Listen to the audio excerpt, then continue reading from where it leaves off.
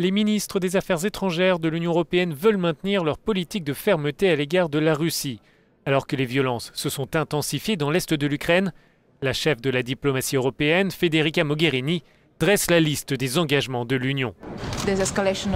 La désescalade de la violence dans l'Est, la non-reconnaissance de l'annexion de la Crimée, notre soutien constant à la mise en œuvre complète des accords de Minsk, ainsi que le format Normandie. Nous voulons agir pour le développement économique et social qui doit bénéficier à tous les Ukrainiens. Depuis la fin du mois de janvier, les affrontements se sont aggravés entre les forces ukrainiennes et les séparatistes pro-russes. Les combats ont fait une trentaine de morts à Avdiivka en une semaine.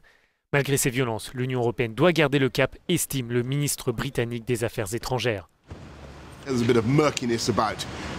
Il y a un certain flou sur qui est à l'origine des combats, mais il n'est pas question de mettre un terme aux sanctions.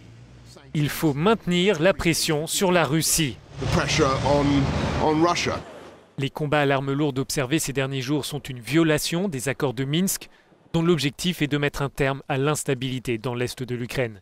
Ces affrontements sont aussi les plus violents depuis l'instauration au mois de décembre d'un cessez-le-feu illimité.